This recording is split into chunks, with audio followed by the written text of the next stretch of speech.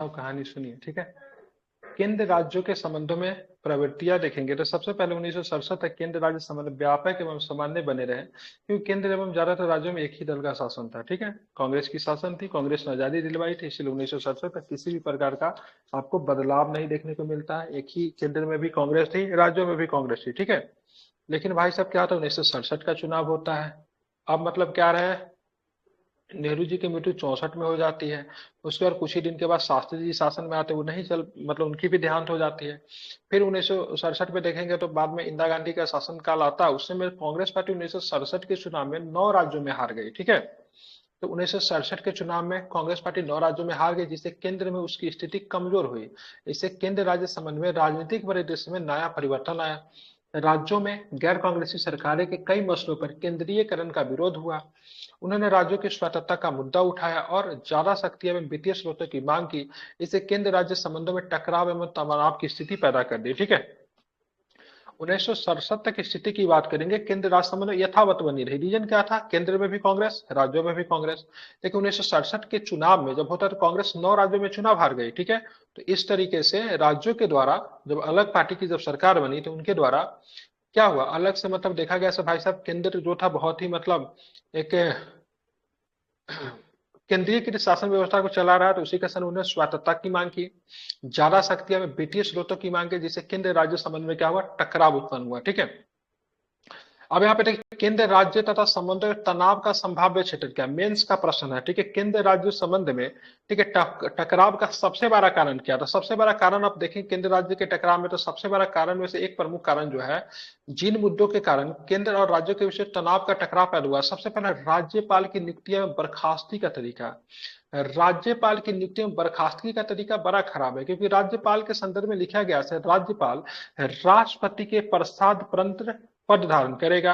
राज्यपाल की नियुक्ति जो कि कैबिनेट के सलाह पे होगी, तो उसके संदर्भ में राष्ट्रपति जब चाहे कैबिनेट के सलाह से राष्ट्रपति राज्यपाल को हटा दे, तो राज्यपाल कभी भी स्वतंत्र रूप से शासन प्रशासन को नहीं चला सकता है। तो एक बहुत बड़ा विवाद का कारण है, जो कि केंद्र राज्य संबंध के बीच में राज्यपाल का नियुक्ति है, ठीक है। राज्यपाल का दलगत एवं पक्षपातपूर्ण रवैया, राज्यपाल जो था हमेशा उसका, वैसे तो लिखा गया राज्यपाल वैसा होना चाहिए जो कि मतलब एक्टिव पॉलिटिक्स में नहीं हो, किसी पार्टी से उसका संबंध ना रहा हो, ठीक है, किसी पार्टी की तरफ उनका झुकाव ना रहा। लेकिन राज्यपाल जो होता है एक तरह से केंद्र के एजेंट के रूप में काम करता है, ठीक है। जिस पार्टी का वो होता है, मतलब पार्टी के द्वारा नियुक्ति की जाती है ना, उसके प्रति उनका झुकाव होता है। पार्टी के हित में राष्ट्रपति शासन को लगा देना, ध्यान में रखेंगे। राज्य में कानून व्यवस्था को बनाए के लिए केंद्रीय बलों की तैनाती, ठीक है। अब राज्य में क्या करना है, कानून व्यवस्था को बनाना, उसके लिए केंद्रीय बल जैसे सीआरपीएफ हो गया, ठीक है, उसकी नियुक्ति कर देना कुछ मामलों में। तो ये सब सारा चीज जो है इस तरह से देखेंगे केंद्र और राज्य के बीच में, ठीक है, मतभेद का कारण है, ठीक है। राज्य विधायक और राष्ट्रपति के स्वीकृति के लिए आरक्षित रखना, आर्टिकल 200 बोलता है राज्यपाल अगर चाहे तो राज्य के विधायक, जो कि मतलब क्या है, अगर मान लीजिए, ठीक है, ऐसे मामलों के जो कि केंद्रीय सिस्टम फेडरल सिस्टम को चोट पहुंचाता है, या फिर राज्यपाल को लेकर राष्ट्रपति के लिए रखना चाहिए, तो उसको सुरक्षित रख सकता है। राज्य के लिए बीटी आवंटन में भेदभाव होता है, ठीक है, किसी राज्यों के कुछ और किसी राज्यों के कुछ और। राज्य की नीतियों के अनुपालन में योजनाओं की भूमिका की बात करेंगे। अखिल भारतीय सेवा सबसे ज्यादा विवाद का कारण है, क्योंकि इसमें आईएएस आईपीएस आईपीएस आता है। मैंने क्या बोला, राज्य का अपना सेवा भी है, केंद्र का अपना सेवा भी है, ठीक है। तो उसके बाद, ठीक है, उसके बाद अखिल भारतीय सेवा का ऑल इंडिया सर्विस की आवश्यकता क्यों पड़ी। तो भाई साहब आईएएस हो गया, आईपीएस हो गया, आईएफएस जो होता है इंडियन फॉरेस्ट सर्विस, इनकी नियुक्ति कहाँ होती है, इनकी नियुक्ति राज्यों में होती है, सैलरी राज्य से लेते हैं, लेकिन इनका पूरा तरीके से शुरुआती दौर में इनका प्रशिक्षण की बात करेंगे, ठीक है, एग्जाम वगैरह की बात करें, सारा केंद्र के द्वारा लिया जाता है। बाद में इनको जब आवश्यकता पड़ती है तो केंद्र अपने यहाँ बुला भी लेता है। तो आईएएस आईपीएस की बात करेंगे तो एक तरह से देखेंगे आईएएस जो होता है क्रमिक मंत्रालय के अधीन काम करता है, जो कि प्राइम मिनिस्टर के अंदर आता है। आईपीएस की बात की गृह मंत्रालय के अधीन काम करते, केंद्रीय गृह मंत्रालय के अधीन आता है। तो कहीं न कहीं से अखिल भारतीय सेवाओं के अंतर्गत आप देखोगे तो केंद्र का दबाव देखा जाता है, तो ये भी एक विवाद का कारण है। राजनीतिक उद्देश्यों के लिए, ठीक है, फॉर द पॉलिटिकल पर्पस, राजनीतिक उद्देश्य के लिए इलेक्ट्रॉनिक मीडिया का प्रयोग करना, मुख्यमंत्री के विरुद्ध जांच आयोग की नियुक्ति करना। जैसे देखेंगे अभी क्या है यहाँ पे, ये क्या नाम है इसका, ये अभी न्यूज देख रहे हो, केजरीवाल को परेशान किए हुआ है, नहीं रोज ईडी पहुंच जाता है जी सवेरे जी सवेरे, जी। बोलता है जांच करने के लिए। तो मुख्यमंत्री बहुत परेशान रहता था कि केंद्रीय जांच आयोग से। केंद्र एवं राज्यों के मध्य वित्तीय हिस्सेदारी सबसे बड़ा विवाद के कारण है। भाई कितना पैसा मिलेगा, कभी राज्य बोलता है भाई साहब जितना हमारे यहाँ से वसूल के लिए तुमको 80% दे दो, केंद्र बोलता है 40% से ज्यादा नहीं देंगे। फिर ये सब कारण की वजह से विवाद रहा है। ठीक है, राज्य सूची में केंद्र के द्वारा अतिक्रमण, जैसे राज्य सूची के किसी विषय पे केंद्रीय कानून बना दिए, जैसे अभी 3 कानून जो थे, भूमि कानून जो थे, क्या भूमि कानून के क्या राज्य सूची का सब्जेक्ट, लैंड सब्जेक्ट राज्य सूची का होना चाहिए, केंद्र ने कानून इस पे बना दिया। ठीक है, तो ये सब बहुत सारे सब्जेक्ट है जो कि विवाद के कारण है। 1960 के दशक के मध्य केंद्र तथा राज्य संबंधों को विचार किया जा रहा है। केंद्र तथा राज्य संबंधों के मुद्दे पे निम्नलिखित कार्य हुए। अब देखेंगे ये सारे चीजों के केंद्र में राज्यों के विवाद को सुलझाने के लिए पीटी का प्रश्न आएंगे। अब यहाँ से बहुत इंपॉर्टेंट है, ध्यान से सुनिएगा यहाँ से, और नोट्स वगैरह में अगर नोट करते हैं तो वो भी नोट कीजिएगा। तो केंद्र राज्यों के बीच संबंध को सुधारने के लिए समय समय पर आयोग बनाया गया। क्या बनाया गया? आयोग बनाया गया। जैसे सरकारिया की बात करेंगे, मदन मोहन कुंची के द्वारा बनाया गया कुंची आयोग है। ठीक है, प्रशासनिक आयोग है। तो ये सारे कुछ को बनाया गया। तो अब देखेंगे इसमें संदर्भ क्या क्या निकल कर आता है। सबसे पहले देखेंगे प्रथम प्रशासनिक सुधार आयोग, केंद्र सरकार ने मोरारजी देसाई, जिसका अनुसरण, ठीक है, हनुमंतैया ने किया था की अध्यक्षता में। ठीक है, ध्यान में रखेंगे 1966 में प्रशासनिक सुधार आयोग, ठीक है, एआरसी का गठन किया। ठीक है, ध्यान में रखेंगे। ठीक है, तो केंद्र सरकार ने मोरारजी देसाई की अध्यक्षता में, किसके अध्यक्षता में? मोरारजी देसाई जो कि देश के आगे चलकर प्रधानमंत्री बने, इनकी अध्यक्षता में प्रथम प्रशासनिक आयोग 1966 में गठन किया गया। अनुशंसा किसने की थी? अनुशंसा हनुमंतैया ने की थी। किसने की थी? हनुमंतैया ने प्रथम प्रशासनिक आयोग बनाने की क्या की थी? उन्होंने सिफारिश की थी। ठीक है, इस आयोग की रिपोर्ट के अध्ययन के लिए एमसी शीतलवार के अधीन एक दल का गठन किया गया। अंतिम रिपोर्ट 1976 में केंद्र सरकार को सौंप दी गई। इसने केंद्र राज्य संबंधों को सुधारने के लिए 22 सिफारिशों की प्रस्तुत की। प्रमुख सिफारिशें इस प्रकार है, यहाँ से प्रश्न बनेंगे। सबसे पहले बने प्रशासनिक सुधार आयोग बना कब, क्या बताएंगे सभी लोग, बताइए कब बने? 1966 में बने। कब बने? 1966 में बने। ठीक है, किनकी अध्यक्षता में बने, तो क्या बताएंगे? मोरारजी देसाई। ठीक है, ध्यान में रखेंगे। ठीक है, हनुमंतैया ने अनुशंसा की थी, अध्यक्षता मोरारजी देसाई। ठीक है, केंद्र सरकार को रिपोर्ट का प्रस्तुत की 1969 में रिपोर्ट मिली। ठीक है, इसकी रिपोर्ट को जांच करने के लिए एक अलग से समिति बनाई, इसका नाम था शीतलवार। ठीक है, ध्यान में रखेंगे। कितने सिफारिशें दी? कितने सिफारिशें दी? 22 दी। ठीक है, संविधान के अनुच्छेद 263 के अंदर अंतर्राज्यीय परिषद का गठन किया जाए। बहुत ही इंपोर्टेंट भाई साहब, अंतर्राज्यीय परिषद का गठन किया जाना चाहिए। राज्यपाल के रूप में गैर दलीय ऐसे व्यक्ति को नियुक्त किया जाए जिनका सार्वजनिक जीवन में प्रशासन से लंबा अनुभव हो। ठीक है, बोला देखो पहला व्यक्ति राज्यपाल जो नियुक्त करो गैर दलीय होना चाहिए। कैसा होना चाहिए? किसी भी दल से उसका संबंध ना हो और सार्वजनिक जीवन में प्रशासन में लंबा उनका अनुभव होना चाहिए। राज्य के लिए अधिकतम शक्तियों का प्रत्यायोजन की बात करेंगे, वो किया गया। राज्य को अधिकतम शक्तियां दी जाए, और क्या क्या इसने अनुशंसा किया उसके बारे में जरा हम लोग देखेंगे। राज्यों के ज्यादा वित्तीय संसाधन हस्तांतरित कराया जाए ताकि उनकी केंद्र पर निर्भरता कम हो। उनके अनुरोध या अन्यथा पर ही राज्य के केंद्रीय सशस्त्र बलों की तैनाती की जाए। ठीक है, अगर मान लीजिए बोला तो देखो देखो सबसे पहली बार राज्यों में तो केंद्रीय बल भेजो ना, राज्य के पास अपना पुलिस होता है, वो एडमिनिस्ट्रेशन के साथ साथ, ठीक है, वहां पे पब्लिक क्या बोलते हैं उसको, मतलब पब्लिक ऑर्डर मेंटेन कर सकता है पुलिस। ठीक है, लेकिन अगर बहुत अधिक स्थिति खराब हो जाती है तो केंद्रीय सशस्त्र बलों की तैनाती करे, लेकिन राज्य जब ऐसा डिमांड करे तब। ठीक है, जब राज्यों को लगे भाई से ना हमारे यहाँ प्रशासन, हमारे यहाँ जो पब्लिक ऑर्डर जो है यहाँ पे पुलिसों से मेंटेन नहीं होने वाला, देन आप क्या करो वहां पे, मतलब सेंट्रल गवर्नमेंट से मतलब क्या करो, विशेष प्रशासन की डिमांड करो। ठीक है, ध्यान में रखना। अब राजमंडार समिति आती है। ठीक है, ध्यान में रखेंगे। ठीक है, तो वहां पे हमने बनाया प्रशासनिक आयोग। कब बना था प्रशासनिक? 1966 में। ठीक है, 69 में अपनी रिपोर्ट दे दी। ठीक है, अब चले राजमन्नार समिति बनाया गया। ठीक है, राजमन्नार समिति की बात करें, तमिलनाडु सरकार ने डीएमके के डॉक्टर 1969 में तमिलनाडु सरकार डीएमके ने डॉक्टर पीबी राजमन्नार की अध्यक्षता में केंद्र राज्य संबंधों की समीक्षा करने एवं राज्यों को स्वास्थ्य दिलाने के लिए संविधान में संशोधन के सुझाव देने हेतु 3 सदस्यीय समिति का गठन किया। इस समिति ने 1971 में तमिलनाडु सरकार को अपना प्रतिवेदन सौंपा। तो इस सेंट्रल गवर्नमेंट के द्वारा बनाई गई समिति नहीं थी। राजमन्नार समिति जो थी 1969 में तमिलनाडु सरकार के द्वारा बनाई गई थी। उस समय पार्टी जो थी तमिल में कौन थी? द्रविड़ मुन्नेर कड़गम। क्या बोलते हैं? द्रविड़ मुन्नेर कड़गम, एम करुणानिधि की पार्टी है, डीएम के संक्षेप में बोलते हैं। ठीक है, रिपोर्ट कब दी? 1971 में इसने रिपोर्ट दी। ठीक है, इस समिति ने केंद्र की एकात्मक की प्रवृत्ति, केंद्रीयकरण की समीक्षा की। ठीक है, इसने बोला, इस समिति ने किसकी समीक्षा की? तो केंद्र की एकात्मकता की प्रवृत्ति, केंद्रीयकरण की मतलब क्या की समीक्षा की। सब ध्यान में रखेंगे, इसने जो जो चीज कही सो देखेंगे। संविधान में संविधान के वे विशेष प्रावधान जो केंद्र को विशेष शक्तियां प्रदान करते हैं। केंद्र एवं राज्य दोनों के लिए एकल पार्टी की सरकार, इन सब की समीक्षा की, ठीक है।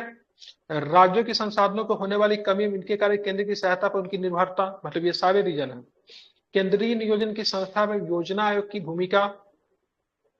इस समिति की महत्वपूर्ण सिफारिशें इस प्रकार थी। इन सारे चीजों को उसने मतलब क्या की समीक्षा की। सबसे पहले देखा भाई संविधान को कौन से प्रावधान है जो केंद्र को विशेष शक्तियां प्रदान करते हैं। उसके बाद देखा कि केंद्र में राज्यों के दोनों में एकल पार्टी की सरकार, ठीक है, केंद्र में भी कांग्रेस, राज्य में भी कांग्रेस। राज्यों के संसाधन से होने वाली कमी, इसके कारण केंद्र की सहायता पर निर्भरता। उसके केंद्रीय नियोजन की संस्था में योजना आयोग की भूमिका क्या है, इन सारे चीज पर उसने अध्ययन किया। इसने अनुशंसा क्या किया, इसने से बोला एक अंतरराज्यीय परिषद का गठन किया जाना चाहिए। योजना आयोग का स्थान पर एक संवैधानिक निकाय द्वारा किया जाना जाए। योजना आयोग का स्थान एक संवैधानिक निकाय के द्वारा लिया जाए, मतलब योजना क्या संवैधानिक निकाय नहीं है, उसके जगह पर कोई संवैधानिक निकाय बनाया जाए। वित्त आयोग को एक अस्थायी निकाय बना दिया जाए। अनुच्छेद 356, 357, 365, ठीक है, इसको पूर्णतः समाप्त कर दिया जाना चाहिए, ठीक है। मतलब ये पूछेगा, ठीक है, किस आयोग ने अनुशंसा की थी। 356, 357 और 365, ये राष्ट्रपति शासन से संबंधित, इसको पूरी तरीके से समाप्त कर देना चाहिए। किस आयोग ने अनुशंसा की थी, इंपोर्टेंट है। तो राजमन्नार समिति ने अनुशंसा की थी भाई साहब 356, 357, 365 किसे पावर देता है, तो भाई केंद्र को पावर देता है। जिस राज्य में चाहे लगा दो, वहां की सरकार को भी चाहो विधानसभा को बर्खास्त कर दो, तो उसको समाप्त करना चाहिए। राज्यपाल के प्रसाद प्रांत राज्य मंत्रिपरिषद के पद धारित करने का जो प्रावधान है उसे समाप्त कर देना चाहिए। बोला से देखो राज्यपाल के प्रसाद प्रांत, ठीक है, राज्य मंत्रिपरिषद का जो पद धारण करने का जो प्रावधान है उसे समाप्त करना चाहिए। संघ सूची में संवर्ती सूची के कुछ विषयों को राज्य सूची में हस्तांतरित कर दिया जाना चाहिए। मतलब कुछ सब्जेक्ट ऐसे जो कि संघ या संवर्ती में, उसको कहां पे डालो, उसको स्टेट लिस्ट में डालो। राज्यों का अपशिष्ट शक्तियां प्रदान की जाए। अमेरिका में जैसा है ना, बोला राज्य, अमेरिका में क्या है, अमेरिका में फेडरल सिस्टम है, वहां पे अपशिष्ट शक्तियां किसके पास है, राज्य के पास है। मतलब वैसा सब्जेक्ट जो कि न तो केंद्र के पास है, न तो राज्य के पास है, न तो संवर्ती के पास है, तो सारा सब्जेक्ट को ना अपशिष्ट शक्तियां में होगी, ठीक है, जो कि कनाडा का संविधान से लिया गया। वैसे शक्तियां पे कानून कौन बनाएंगे, तो ऐसे शक्तियां पे कानून केंद्र बनाएगी। जबकि अमेरिका में वैसा सब्जेक्ट जो कि न तो राज्य में है न तो संघ में है, वह सीधे सीधे अपशिष्ट में जाएगी। अपशिष्ट शक्तियां किसके पास होती है, तो वहां पर राज्यों के पास होती है, क्योंकि भारत में किसके पास होती है, केंद्र में होती है, ठीक है। तो राजमन्नार समिति ने बोला भाई साहब 356, 357, 365 को तो समाप्त करो, साथ में राज्यों को अपशिष्ट शक्तियां प्रदान करो जो कि केंद्र को दे रखे हो, ठीक है। अखिल भारतीय सेवा, ठीक है, आईएफएस, आईपीएस, आईएफएस को समाप्त कर दो, ठीक है, राज्य अपना प्रशासन चलाएगी। तो किसी भी तरह का आईएएस, आईपीएस, आईपीएस को, ठीक है, नहीं रखना है, इसको समाप्त करने की बात कही गई थी। केंद्र सरकार ने राजमन्नार समिति की सिफारिशों को पूरी तरीके से क्या किया, खारिज कर दिया, ठीक है, ध्यान रखें। क्या मानने वाला बात इसमें है क्या, कोई बताइए, माना जा सकता है क्या ये भाई। अगर इस सारी बातों को मान लेंगे तो राज्य कहेगा भाई से हम तो नहीं रहे, हम तो चलेंगे, हमको आजाद करो, ठीक है, हम अलग सा राज्य बनाएंगे, ठीक है कि नहीं। इसलिए केंद्र सरकार ने राजमन्नार समिति के सारे अनुशंसाओं को पूरी तरीके से कह दिया, तो ये बात मान्य योग्य क्या है, नहीं है, ठीक है। तो चलिए आप जल्दी से बताएं राजमन्नार सिफारिश के अंतर्गत कौन कौन सी सिफारिशें की गई थी, कुछ तो बता दीजिए। 56, 57, 65 को खत्म कर दिया जाए। 56, 57, 65 को समाप्त, और क्या करेंगे, स्टेट लिस्ट रेसिड्यूरी, मतलब जो आप बोल रहे हैं अवशिष्ट शक्तियां राज्यों को दे दी जाए। बिल्कुल, और क्या, और ऑल इंडिया सर्विस को खत्म कर दिया जाए। बिल्कुल, और क्या, और भी कुछ है क्या, फाइनेंस कमीशन को परमानेंट कर दिया जाए।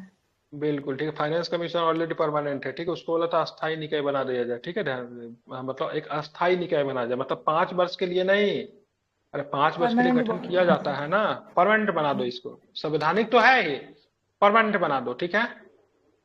अब योजना, अब क्या निर्वाचन आयोग क्या है, परमानेंट है कि नहीं, निर्वाचन आयोग परमानेंट। निर्वाचन आयोग का कार्यकाल होता है, फिर निर्वाचन आयोग के सदस्यों का कार्यकाल होता है, सदस्यों का कार्यकाल होता है। हाँ, लेकिन बीता आयोग तो खत्म हो जाता है ना, पूरा बीते आयोग खत्म हो जाता है, ठीक है। तो बीता आयोग को बोला से इसको परमानेंट बना दो, ठीक है। योजना आयोग को एक संवैधानिक निकाय बना दो, तो योजना क्या है, संवैधानिक निकाय नहीं, उसको यू बना दो। इन सारे चीजों का मतलब क्या किया था, ध्यान में रखेंगे, बोला था, लेकिन केंद्र सरकार ने इनके सारे प्रस्ताव को बोला टाटा बाय बाय, ठीक है। वैसे भी कोई मानने वाला है भी नहीं। अगर ये सब अगर कर दिया जाए तो इससे देखेंगे राज्य कभी स्वतंत्र होने की भी घोषणा कर सकते हैं कि नहीं। चलिए आप चलेंगे आइए तो आनंद। समाप्त करें। हाँ, क्या? आइए तो समाप्त करने चले थे यार, हद है लेकिन इनका भी नॉलेज का। नहीं, ऑल इंडिया सर्विस तो समाप्त होना चाहिए, बात तो बिल्कुल सही है। ठीक है, ब्यूरोक्रेसी का उतना अधिक पावर नहीं होना चाहिए। राज्य अपना सर्विस देख ले, सेंटर अपना सर्विस देख ले, ठीक है, ये तो सही है। बाकी अपशिष्ट शक्ति हमारे यहाँ केंद्र के पास होनी चाहिए, वो भी सही है। देखिए, अगर केंद्र के पास पावर है तो उसे दो चीज है। जो हमारा गरीब राज्य है, ठीक है, जो हमारा गरीब, उसको फायदा तो हो रहा है ना केंद्र के पास पावर होने से। अरे केंद्र अगर 10 रुपया कमा रहा है तो मेघालय से केंद्र को कितना रुपया आ रहा है? ठीक है, 1 रुपया भी नहीं आ रहा, सपोर्ट डेट समझिए, ठीक है।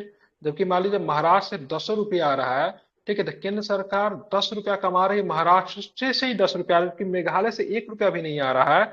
फिर भी केंद्र सरकार क्या करेगी? मेघालय को भी पैसा देगी, इसको भी पैसा देगी। तो केंद्र अगर मजबूत है तो वैसे राज्यों के लिए सुविधा है या फिर फायदा है जो कि राज्य बहुत अधिक कमजोर है, ठीक है। और केंद्र अगर बहुत ज्यादा पीठों के बंटवारे में खटपट करता है तो भाई साहब बड़े राज्यों से पैसा लेके छोटे राज्यों में देता है। रेल का पैसा सबसे ज्यादा महाराष्ट्र और दिल्ली से आता है। केंद्र सरकार रेल कहाँ बिछाती है?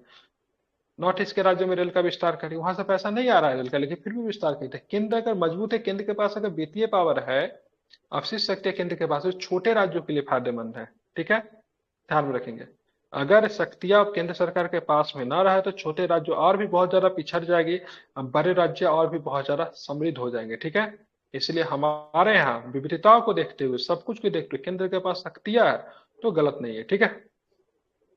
आनंदपुर से, अरे संविधान बनाने वाले लोग इतना बेवकूफ थोड़ी न थे, उन्होंने सब कुछ को देखा था, समझा था, तब तो ये व्यवस्था की थी। हाँ, अगर बात करेंगे केंद्र के पास अपना संभाल ले, राज्य अपना संभाल ले, तो वैसा कब कंडीशन में है?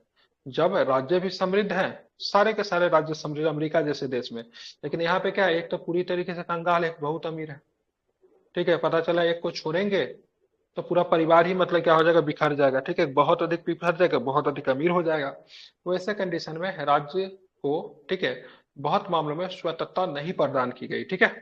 अब आते हैं आनंदपुर शाही प्रस्ताव। 1973 में अकाली दल पंजाब ने आनंदपुर साहिब में हुई एक बैठक में राज्यों की धार्मिक एवं राजनीतिक मांगों के संबंध में एक प्रस्ताव को स्वीकृति दी। इस प्रस्ताव में कहा कि केंद्र को मात्र रक्षा, विदेशी संबंध, संचार एवं मुद्रा के अतिरिक्त अन्य सभी विषयों, ठीक है, राज्यों को सौंप देने चाहिए। केंद्र को क्या बोला गया? देखो तुम रक्षा रख लो, ठीक है, विदेशी संबंध भी तुम रख लो, ठीक है, संचार एवं रख लो,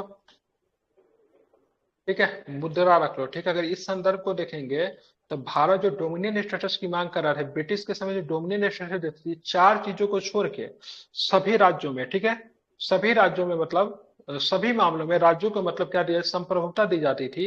ऐसे संदर्भ को डोमिनियन स्टेटस बोलते थे या फिर अधिराज्य बोलते थे। ब्रिटिश इन चारों चीज पे मतलब क्या रखती थी, ध्यान रखती थी। बाकी सभी मामलों में राज्य स्वतंत्र होते थे, उसी को अधिराज्य बोला जाता है, डोमिनियन स्टेटस बोला जाता था। तो आनंदपुर साहिब प्रस्ताव में इन सारे चीजों को कहा गया।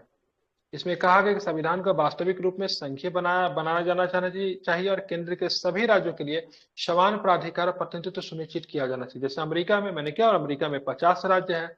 अब अमेरिका में कोई राज्य कितना भी बड़ा रहा है, कोई राज्य कितना भी छोटा रहा है, उनके यहाँ से मतलब क्या, 2 ही सीट आएंगे, ठीक है। मतलब कोई राज्य बहुत बड़ा तो भी सीनेटर 2 ही, कोई राज्य बहुत ही ज्यादा छोटा, इतनी सा है, तो भी सीनेटर 2 ही। वही बोला कि आनंदपुर साहिब में से, तो संघीय स्वरूप को पालन करो ना, राज्यों के साथ भेदभाव क्यों कर रहे हो, ठीक है। अब मान लीजिए पंजाब से 60 को सीट आ रहा है, और वही यहाँ से यूपी से 403 सीट आ रहा है।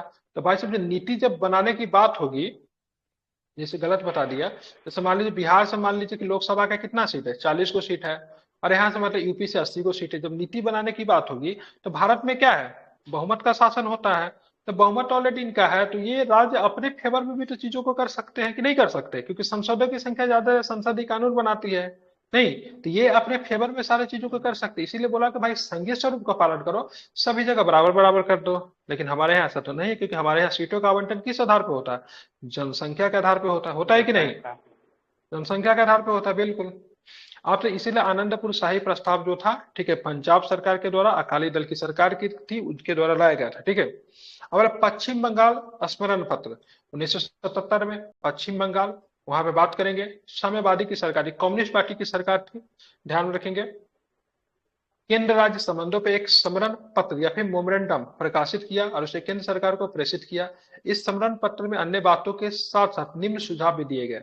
संविधान में उल्लेखित शब्द संघ की जगह संघीय किया जाना चाहिए, ठीक है, ध्यान रखेंगे, संघ की जगह पे संघीय। केंद्र सरकार का कार्यक्षेत्र रक्षा, विदेश निवेश, संचार एवं आर्थिक समन्वय तक ही सीमित होना चाहिए। आर्थिक समन्वय तक मतलब करेंसी हो गया। अन्य सभी मामलों में राज्यों को शक्ति दिया जाना चाहिए। 356, 357, 360 इन सबको मतलब पूरी तरीके से मतलब क्या करो, समाप्त करो, ठीक है, ध्यान रखेंगे। 365 नहीं, 360 है, मतलब वित्तीय इमरजेंसी, ठीक है। नए राज्यों के निर्माण में वर्तमान राज्यों के पुनर्गठन में राज्यों की सहमति अनिवार्य बनाई जानी चाहिए। हाँ भैया, फिर नए राज्यों का निर्माण करवाना है, नए राज्यों का पुनर्गठन करना है, फिर जोड़ना है, घटाना है, इसमें राज्यों से कोई भी सहमति तो राष्ट्रपति तो मांगता तो, लेकिन मानने के लिए बाध्य नहीं है, ठीक है। लेकिन यहाँ पे बोला गया भाई साहब, अगर नए राज्यों का निर्माण कर रहे हो, वर्तमान राज्यों के पुनर्गठन में राज्यों की सहमति अनिवार्य बनाने की बात को, तो ऐसे में राज्यों से भी मतलब क्या रखो, सहमति लो, ठीक है, ध्यान में रखेंगे। तो ये आपका कहा गया, किसमें कहा गया, तो ध्यान रखें, पश्चिम बंगाल स्मरण पत्र में कहा गया 1977 में। ये सारे के सारे चीज किसके द्वारा लाए, राज्यों के द्वारा लाई जा रही, ठीक है। अभी तक केंद्र के द्वारा एकमात्र प्रशासनिक आयोग है, ठीक है, 1966 वाला। केंद्र सरकार ने समस्त राजस्व का 75% हिस्सा राज्यों को दिया जाए, ये बड़ी बात है, ठीक है। मैंने बोला से केंद्र सरकार को जितना भी राजस्व प्राप्त होता है उसका 75% हिस्सा मतलब राज्यों के दो। ये कितना अनुचित बात है, समझिए कि अगर केंद्र अगर 75% हिस्सा अगर राज्यों को दे देगी तो केंद्र के पास क्या बचेगा, केंद्र के पास बचेगा क्या, बचेगा मात्र 25% हिस्सा। लेकिन भारत का ज्यादातर बचा डिफेंस में खर्चा होता है। डिफेंस सब्जेक्ट किसका है, केंद्र का सब्जेक्ट है, राज्यों की नहीं सब्जेक्ट है।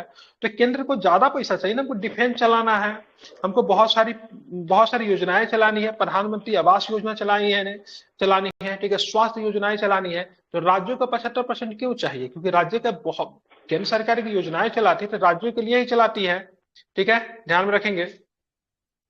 तो यहाँ पे थोड़ा विवाद निकल कर आता है, जबकि यहाँ पे बोला गया 75% हिस्सा जो देना चाहिए से केंद्र को राज्यों को देना चाहिए।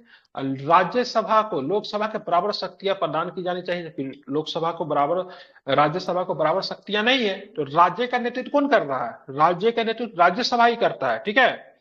जबकि व्यक्ति का नेतृत्व करने के लिए प्रतिनिधि सभा है जो कि लोकसभा है, ठीक है। जबकि राज्यसभा को लोकसभा के मामले में बराबर शक्तियां नहीं है, जैसे धन विधेयक के मामले बराबर शक्तियां नहीं है उसके पास। केवल केंद्र एवं राज्य सेवाएं होनी चाहिए तथा अखिल भारतीय सेवाओं को पूर्णतः समाप्त कर देना चाहिए, ठीक है। केंद्र राज्य में इस ज्ञापन में की गई मांगों को स्वीकार नहीं किया, ठीक है। केंद्र सारे चीज को स्वीकार करेगा। देखिए मेनली जो है ना, अखिल भारतीय सेवा बहुत बड़ा विवाद के कारण, आईएएस आईपीएस आईएफएस जो होता है ये बहुत बड़ा विवाद के कारण है। क्यों है भाई, एग्जाम लेगा केंद्र लेगा, उसको ट्रेनिंग केंद्र देगा, मंत्रालय के अधीन केंद्र के अधीन काम करेगा, भेज देगा उसको स्टेट में, स्टेट उसको सैलरी देगी। और जब केंद्र को लगेगा ये अधिकारी जो है, ठीक है, मनमानी कर रहा तो उसको बोलेगा उसको भेजो डेपुटेशन पे, दिल्ली जरा इलाज करते हैं। जैसे पंजाब सरकार क्या एक आईपीएस अधिकारी से गृह मंत्रालय ने उसको समन भेजा, उसको भेजो दिल्ली, पंजाब सरकार ने देने से इनकार कर दिया। कौन सा आईपीएस अधिकारी था पता है, जिसने मोदी जी जब गए थे पंजाब में तो उस समय उसका देख रेख करने की उसकी जिम्मेदारी दी गई थी, ठीक है। लेकिन मोदी जी को बहुत ज्यादा मतलब पुल पे मतलब रोकवा दिया। तो आईपीएस अधिकारियों को बोला गया उसको दिल्ली भेजो, बोलते सुरक्षा कैसे किया जाता है जरा उसको सिखाया जाता है। राज्य सरकार ने देने से इनकार कर दिया, ठीक है। तो यहाँ पे ध्यान में रखिएगा, गृह मंत्रालय का अधीन आईपीएस काम करता है, आईएएस की बात कार्मिक मंत्रालय का अधीन काम करे जो कि पीएमओ को रिपोर्ट करता है। तो इस तरीके से आईएफएस सर्विस जो है, ठीक, ऑल इंडिया सर्विस, ठीक है, इसको हम लोग क्या बोलते हैं, उसको अखिल भारतीय सेवा है, वो एक विवाद के कारण है केंद्र एवं राज्य के बीच में, ठीक है। अब यहाँ पे सरकरिया एक बहुत इंपॉर्टेंट रोल करता है, ठीक है। इस सरकरिया 1983 में बनी थी, ठीक है, 1983 में बनी थी। सरकरिया साहब ने एक रिपोर्ट बनाई, केंद्र को सौंपा, ये इंपॉर्टेंट है, ठीक है। देखेंगे इसका नाम क्या था, RSC सरकरिया, क्या RS सरकरिया, ठीक है, क्या नाम है, RS सरकरिया, ठीक है। 1983 में केंद्र सरकार ने उच्चतम न्यायालय के सेवानिवृत्त न्यायाधीश RS सरकरिया की अध्यक्षता में केंद्र राज्य संबंध में 3 सदस्यीय आयोग का गठन किया। 3 सदस्य थे। आयोग ने कहा कि वह केंद्र और राज्य के बीच सभी व्यवस्थाओं पर कार्य पद्धतियों का परीक्षण करे, इस संबंध में उचित परिवर्तन में प्रामाणिक सिफारिशें प्रदान करे। इससे अपने काम को पूरा करने के लिए 1 वर्ष का समय दिया गया। लेकिन लोग रिटायर लोग थे, रिटायर लोग क्या होते, थोड़ा बूढ़े हो जाते, ऑलरेडी रिटायर थे भाई, सुप्रीम कोर्ट से रिटायर किया, 65 वर्ष प्लस उम्र रहा होगा। 1 साल में बोला गया काम करने को, लेकिन इन्होंने काम को बढ़ाकर 4 साल बढ़ा दिया और अपनी रिपोर्ट मतलब 1988 में केंद्र सरकार को सौंपी। आयोग ने ढांचागत परिवर्तन के पक्ष में नहीं था। ढांचागत परिवर्तन जो केंद्र राज्य का जो फेडरल सिस्टम जो था उसके परिवर्तन के किसी भी प्रकार के संदर्भ में नहीं था। बोला नहीं भाई वो ठीक है, हमारे यहाँ की जैसी बनावट है, हमारा जो स्ट्रक्चर है, हमारा जो विविधता है, हमारा जो डाइवर्सिटी है, ठीक है, हमारे यहाँ कोई राज्य बहुत ही पिछड़ा हुआ, कोई राज्य बहुत ही आगे है, ऐसे संदर्भ में हमारा जो फेडरल सिस्टम जो है, हमारा जो संघीय व्यवस्था है, ठीक है, हालांकि हमारी जो संघीय व्यवस्था जिसको क्वासी फेडरल कहा गया, पूर्ण रूप से संघ नहीं मानते, ठीक है, देखो बिल्कुल सही है, ठीक है, उसमें किसी प्रकार का परिवर्तन नहीं होना चाहिए, ठीक है, आपको ध्यान में रखना है।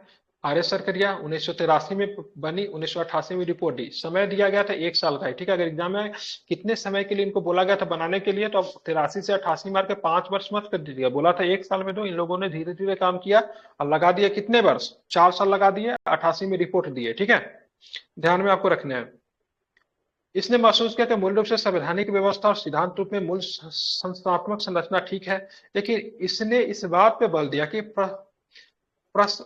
प्रचनात्मक एवं कार्यात्मक स्तर पर परिवर्तन हो। इसने महसूस किया कि अस्थायी संस्था मामले के मुकाबले संघीयता सहयोगी क्रिया, ठीक है, सहयोगी क्रिया के लिए ज्यादा क्रियात्मक व्यवस्था है, ठीक है, इसने इस मांग को पूर्णतः खारिज कर दिया, केंद्र की शक्तियों में कटौती हो, ठीक है, तो अगर पूछेगा कि केंद्र की शक्तियों में कटौती होने की बात सरकरिया ने स्वीकारी थी तो नहीं स्वीकारी थी, बल्कि इसने स्पष्ट किया कि राष्ट्रीय एकता व अखंडता के लिए मजबूत केंद्र का होना बहुत ही ज्यादा आवश्यक है, ठीक है। हमारे यहाँ क्या है भाई, देखेंगे अब हमारे यहाँ पे देखते हो मतलब क्या है, नॉर्थ ईस्ट में मतलब क्या है, बहुत अधिक मतलब अलग अलग मतलब राज्य हमेशा अलग होने की मांग करते हैं, जम्मू कश्मीर में देखेंगे उसी प्रकार की दिक्कतें हैं, साउथ में भी देखेंगे डिजिलिस्टिक प्रॉब्लम निकल कर आता है। ऐसे संदर्भ में अगर राज्य अगर ज्यादा मजबूत हो जाएगा तो भारतीय संघ के लिए क्या है, खतरा है, इसलिए इसने महसूस किया राष्ट्रीय एकता और अखंडता के लिए क्या केंद्र क्या है, मजबूत होना चाहिए, ठीक है। अगर परिवार में ही अगर गार्जियन अगर मजबूत ना हो तो परिवार क्या होने खंडित होने लगता है। परिवार में अगर 4 भाई है तो जब तक गार्जियन अगर स्ट्रांग है तो किसी की हिम्मत नहीं होती परिवार की तोड़ने की, लेकिन जैसे ही गार्जियन कमजोर होता है परिवार टूटने की बात करता है, ठीक है। इसलिए बहुत अधिक विविधता है, बहुत अधिक अखंडता को देखते हुए ठीक है, केंद्र का मजबूत होना क्या है, बहुत ही ज्यादा जरूरी है, ठीक है। विखंडनीय प्रवृत्ति को चुनौती दी जा रही है, ठीक है, ध्यान रखेंगे, ठीक है। अगर बात करेंगे अगर मान लीजिए राष्ट्रीय एकता में अखंडता के लिए मजबूत केंद्र होना आवश्यक है, जिससे मतलब कभी भी विखंडनीय मतलब टूटने योग्य जो बातें जो है उसको चुनौती दी जाएगी। हालांकि उसने सशक्त केंद्र का मतलब यह नहीं था कि शक्तियों का केंद्रीयकरण होना, ठीक है। उसने बोला देखो केंद्र सशक्त होना चाहिए लेकिन शक्तियों का केंद्रीयकरण नहीं होना चाहिए, मतलब ऐसा नहीं कि शक्ति एक ही जगह है, ठीक है। Prime minister is more powerful, राष्ट्रपति को बहुत ज्यादा पावर देना वो मनमानी कर रहा है, वैसा नहीं होना चाहिए। सशक्त केंद्र का मतलब ये बिल्कुल नहीं शक्तियों का केंद्रीयकरण। शक्तियों का केंद्रीयकरण डेट मींस का पावर एक आदमी के पास वो जो चाहे सो कर रहा है, उसको बोलते हैं शक्तियों का केंद्रीयकरण। इसने यह भी पाया कि केंद्र के शक्तियों का केंद्र से निर्णय लेने का दबाव रहता है, जबकि राज्य की बात को निर्णय विहीन रहते हैं, ठीक है। आयोग ने केंद्र तथा राज्य संबंधों के सुधार की 247 सिफारिश कर दी, ठीक है। अभी तक का सबसे बेस्ट इसने कितने सिफारिश किया, 247 सिफारिशें की, और इन पे मतलब महत्वपूर्ण सिफारिश की बात इस प्रकार से थी। एक अस्थायी अंतर्राज्यीय परिषद जिसे ध्यान में अंतर सरकारी परिषद कहा जाना चाहिए कि स्थापना अनुच्छेद 263 के अधीन होनी चाहिए। तो अंतर्राज्यीय परिषद की बात करें 263 में बन गया, ठीक है। बोला देखे 356 का इस्तेमाल, ठीक है, मना नहीं किया, ठीक है, ध्यान रखिएगा। 356 का सुन रहे कि नहीं, समझ रहे हैं ना, चीज समझ में आ रही है, ठीक है। 356 के इस्तेमाल करने को इसने मना नहीं किया, बोला से देखो भाई साहब केंद्र तो सशक्त रहेगा, अगर 356 नहीं रहेगा तो राज्य मनमानी करेगी, ठीक है। तो बोला 356 को क्या करते हैं, ठीक है, मना नहीं करते, बोला लेकिन इसको बड़ा संभल का प्रयोग करना, ठीक है। अगर बहुत ज्यादा खराब स्थिति हो जाती है, ठीक है, जब स्थिति नहीं संभाल में पाता तब जाके 356 का प्रयोग करना। ऐसा नहीं कि थोड़ा सा ही मतलब हिल डोल हुआ कि 356 लगा, ऐसा नहीं, एकदम विशेष परिस्थिति में 356 का प्रयोग करने की सलाह जो थी सरकरिया आयोग ने दी थी, ठीक है। इसका इस्तेमाल तभी हो जब सारे के सारे विकल्प मतलब क्या हो जाए, समाप्त हो जाए, ठीक है। कोई विकल्प नहीं रखा तो अंतिम तौर पे जब मरने जीने की जब स्थिति हो जाएगी तब 356 का प्रयोग करना है, ठीक है। आप यहाँ पे देखिए इसे अभी तक जितना मतलब जो था, अभी तक जितने जो थे सबने बोला क्या ऑल इंडिया सर्विस को समाप्त करो, लेकिन सरकरिया आयोग ने बोला से देखिए केंद्र राज्य संबंध के लिए, ठीक है, अखिल भारतीय सेवा बहुत अच्छी चीज है, ठीक है। अखिल भारतीय सेवाओं के संस्थान को और अधिक मजबूत बनानी चाहिए और ऐसे ही कुछ सेवाओं का निर्माण किया जाए। उन्होंने बोला अखिल भारतीय सेवाओं का निर्माण और भी होना चाहिए।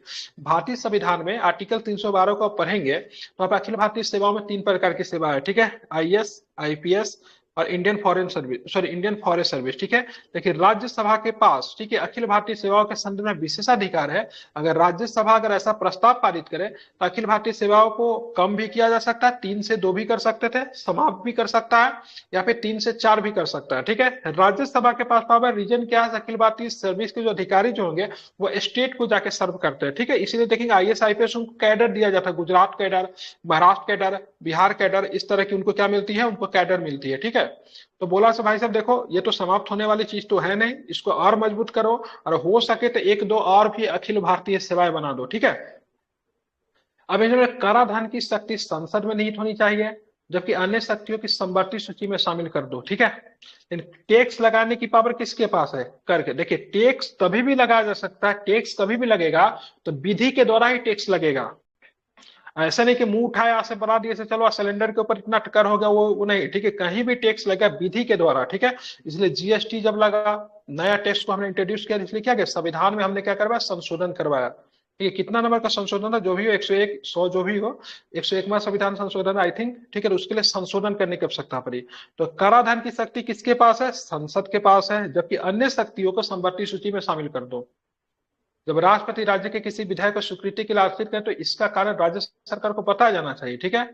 मतलब अगर राष्ट्रपति किसी विधायकों को सुरक्षित रख रहा है, राष्ट्रपति राज्य के किसी विधायक को स्वीकृति के लिए आरक्षित रख रहा है, तो इसका कारण राज्य को बता, भाई साहब क्यों रख रहे हैं, ठीक है।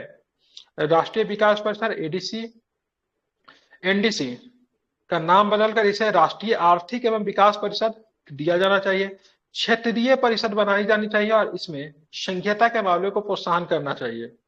केंद्र को बिना राज्य के स्वीकृति के सैन्य बलों की तैनाती की शक्ति प्राप्त होनी चाहिए, ठीक है, ध्यान रखिएगा। ये देखिए सब उल्टा बात बोला, केंद्र को फेवर कर रहा है।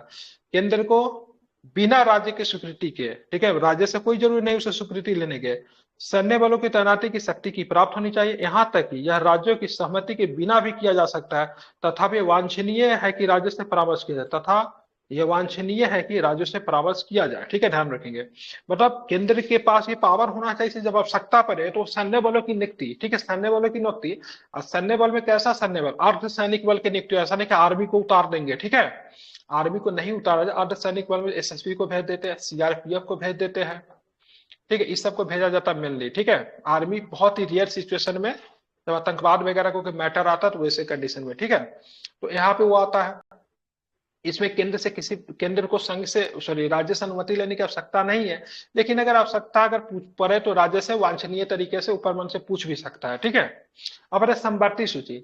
समवर्ती सूची के विषय पर कानून बनाने से पहले केंद्र को राज्य से परामर्श करना चाहिए, ठीक है, क्योंकि समवर्ती सूची subject to relate into state and centre, ठीक है, दोनों से संदर्भ रखता है, इस राज्य से भी मतलब इसमें सहमति पूछ लेना चाहिए। राज्यपाल की नियुक्ति मुख्यमंत्री की सलाह की व्यवस्था को स्वयं संविधान में निर्दिष्ट किया जाए, बहुत इंपॉर्टेंट है।